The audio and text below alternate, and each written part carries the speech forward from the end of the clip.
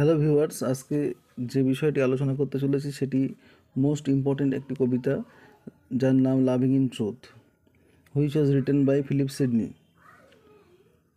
Philip Sidney 1554 সালে জন্মেছিলেন এবং 1586 সালে মারা যান।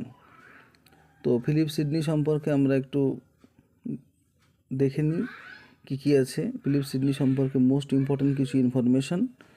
নাম্বার 1 দেখো, 1575 হি অ্যাসকোয়েন্টেড উইথ পেনিলভ ডিভিরেক্স।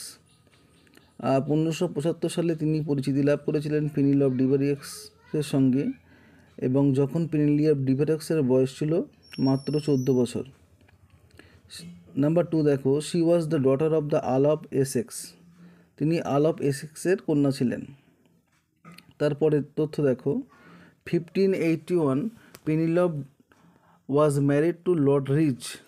1581 সালে পেনিলভের বিবাহ দেওয়া হয়েছিল লর্ড রিচের সঙ্গে। তারপরে তথ্য দেখো, 1584 স্প্যানিশ ওয়ার হয়েছিল। He joined as a soldier. তিনি সৈনিক হিসেবে যোগদান করেছিলেন। He wrote Astrophil and Stella. তিনি অ্যাস্ট্রোফিল অ্যান্ড স্ট্রিলা লিখেছিলেন, যে অ্যাস্ট্রোফিল স্ট্রিলার মধ্যে 108টা সনেট আছে এবং 11টা সংস আছে। তারপরে দেখো, it is a sonnet, Petrarchan sonnet.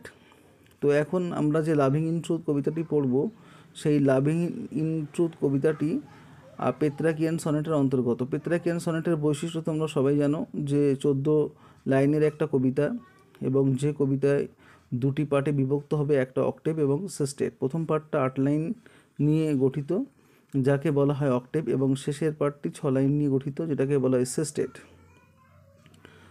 তো অক্টেভের মধ্যে আমরা যেমন অক্টেভের যে রাইম স্কিমগুলো আছে সেগুলো এবিবিএ, আর যে আমরা সেস্টেড পার্টটা দেখব সেটা অ্যাম্পেল ভেরিয়েশন দেখতে পাবো তার মধ্যে। এবার আমরা আসন্ন যে মাদ্রাসা সার্ভিস কমিশন পরীক্ষা আছে এবং এসএলএসটি 2024-এর যে এক্সামটি আছে, সেই এক্সামে তোমাদের লাভিং ইন ট্রুথ থেকে যে সমস্ত এমসিকিউ টাইপের কোশ্চেন আসতে চলেছে সেগুলো এক ঝলক দেখে নাও। ক্লাসটি ভালো লাগলে বেশি বেশি করে বন্ধুদের মাঝে শেয়ার করে দাও, এবং চ্যানেলে নতুন ভিজিট করলে চ্যানেলটি অবশ্যই সাবস্ক্রাইব করে দাও। চলো আমরা একের পর এক কোশ্চেনগুলো দেখতে লাগি। দেখো, দ্য মোস্ট ইম্পর্টেন্ট এমসিকিউ আজকে আলোচনা করছি। ফার্স্ট কোশ্চেন দেখো, sonnet 1 belong to the sonnet sequence বা সনেট সার্কেল। এটা কোন সনেট সার্কেলের অন্তর্গত? Number 1 অ্যামোরিটি, number 2 অ্যাস্ট্রোফিল and স্ট্রিলা, number 3 ডেলিয়া। আমি অলরেডি আলোচনা করেছি যে স্যার ফিলিপ সিডনির বিখ্যাত সনেট সিকোয়েন্স, যার নাম অ্যাস্ট্রোফিল অ্যান্ড স্ট্রিলা। তো এখানে সঠিক অ্যান্সার হবে বিদ্যাগ অ্যাস্ট্রোফিল অ্যান্ড স্ট্রিলা। চলো এবার আমরা 2 নম্বর কোশ্চেনে ফিরে যাই। দেখো, the poet wishes to right sonnet to satisfy his lady. The sonnet will involve A sequence of. দেখো, এটা মোস্ট ইম্পর্ট্যান্ট একটা কোশ্চেন, যেখানে একটা সিকোয়েন্স চেয়েছে। তো সিকোয়েন্সের মধ্যে আমরা কী কী দেখতে পাচ্ছি? দেখো, 1 নম্বরে আছে pleasure, reading, knowledge, pity, grace.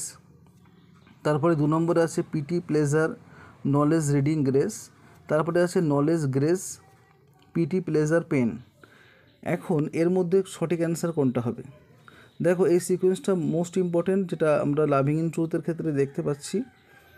যে লাভিং ইন ট্রুথের মধ্যে যে সিকোয়েন্সটা আমরা দেখতে পাচ্ছি পরপর, সেটা হচ্ছে, মানে এর অ্যান্সারটা সঠিক অ্যান্সার হবে। দেখো, pleasure, reading, knowledge, pity and grace, this is the right answer.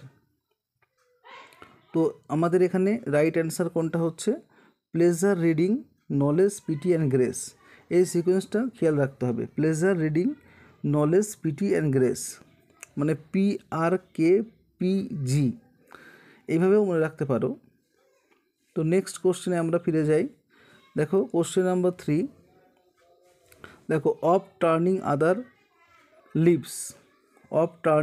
Leaves. তো the figure of speech used here, এখানে এই লাইনটার মধ্য দিয়ে কোন ফিগার অফ স্পিচ ইন্ডিকেট করছে? দেখো, 1 নম্বর আছে চিয়াসমাস, নাম্বার 2 মেটাফোর, নাম্বার 3 পান। তো এর মধ্যে সঠিক অ্যান্সার কী হবে? দেখো, অফ টার্নিং আদার্স লিভস, এই ফিগার অফ স্পিচটি যে এই লাইনটা পড়লাম, এই লাইনটা কোন ফিগার অফ স্পিচের অন্তর্গত? চিয়াসমাস হবে না মেটাফোর না পান? তোমরা ফটাফট অ্যান্সার করতে থাকো। তো এখানে যে সঠিক অ্যান্সারটা হবে সেটা হবে কি? চিয়াসমাস। কি অ্যান্সার হবে? সঠিক অ্যান্সার হবে chiasmus. Chiasmus is the right answer here. Next দেখো পরের question, some fresh and fruitful showers upon my sunburn brain. Some fresh and fruitful showers upon my sunburn brain. The figure of speech applied here is simile, metaphor না metonymy? মিটিনমি। তো এখন এই কোশ্চেনটা most important একটা question, যে কোশ্চেনের answer কী হবে তোমরা নিজেরাই করতে থাকো। দেখো সিমিলি হবে না মেটাফোর হবে না মেটোনিম হবে? তোমরা এই কোশ্চেনগুলো অ্যান্সার করতে থাকো এবং নিজেরা দেখবে যে অ্যান্সারের পরে কটা রাইট অ্যান্সার হচ্ছে। যেহেতু আমাদের আসন্ন এসএলএসটিতে নেগেটিভ মার্কিং আছে, তো শব্দনে পা ফেলতে হবে। দেখো some fresh and fruitful showers upon my sunburn brain, the figure of speech applied here. এখানে কোন ফিগার অফ স্পিচ অ্যাপ্লাইড হয়েছে? আনসার হবে মেটাফোর। আনসার কি হবে? সঠিক আনসার মেটাফোর। চলো আমরা নেক্সট কোশ্চেনে ফিরে যাই।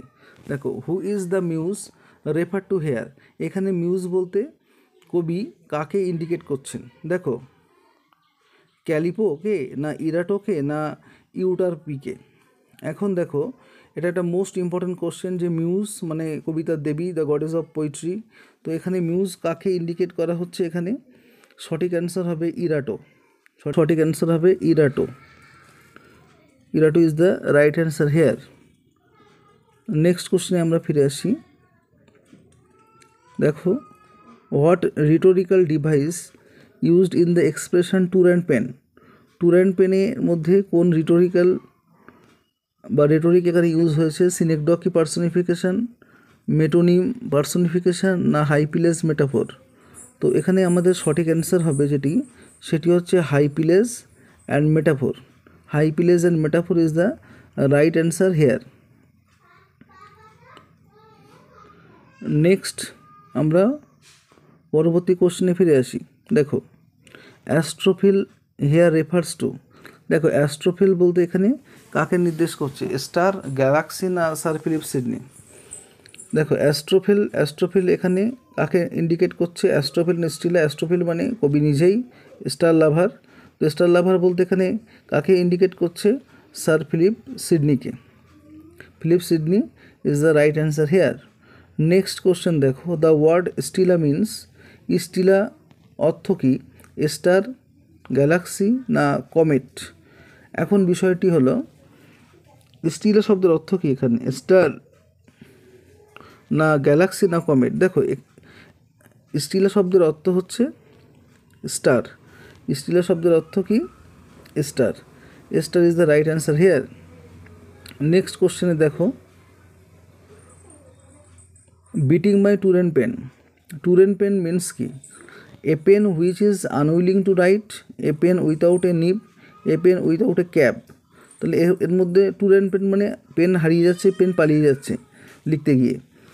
তো কবি লাভিং ইন ট্রুথ কবিতার মধ্যে যে বিষয়টা আমরা দেখতে পাচ্ছি সেটি হচ্ছে কবি অনেক বড় বড় কবিদের কবিতাগুলোকে ফলো করেছিল কবিতা লেখার জন্য, কিন্তু তিনি যখন লিখতে শুরু করেছেন তখন তার পেনটা যেন ব্যাঘাত সৃষ্টি করছে, পেনটা পালিয়ে যাচ্ছে একেবারে লাইকওয়াইজ কি স্কুল পালানো ছেলের মতো। তো যাই হোক এখানে আমাদের এখানে টুর অ্যান্ড পেন বলতে কী অর্থ প্রকাশ করছে? A pen which is unwilling to write, a pen without a nib না a pen without a cap? তাহলে এখানে সঠিক অ্যান্সার কোনটা হবে? এই প্রশ্নের উত্তরটা তোমরা কমেন্ট সেকশনে জানাতে ভুলবে না।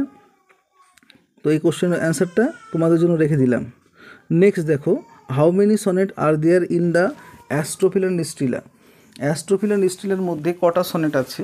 তো অ্যাস্ট্রোফিল অ্যান্ড স্টিলার মধ্যে 88টা সনেট আছে না 108টা না 105টা না 106টা? তাহলে এর মধ্যে সঠিক অ্যান্সার কোনটা হবে? দেখো অ্যাস্ট্রোফিল অ্যান্ড স্টিলার মধ্যে 108টি সনেট আছে। কটা সনেট আছে? 108টি সনেট আছে। তো দেখো এখানে সঠিক অ্যান্সার কোনটা হবে বলো তো? এখানে সঠিক অ্যান্সার হবে 108টি সনেট। নেক্সট দেখো I should fit words to paint the blackest face of O. Here the figure of speech is oxymoron, simile, metaphor না personification? I sought fit words to paint the blackest face of woe, এখানে কোন figure of speech use হয়েছে? এখানে answer হবে oxymoron হবে না, simile হবে না, মেটাফোর হবে না, পার্সোনিফিকেশন হবে? এখানে সঠিক অ্যান্সার হবে পার্সোনিফিকেশন। কি অ্যান্সার হবে বলো তো? Personification is the right answer hair.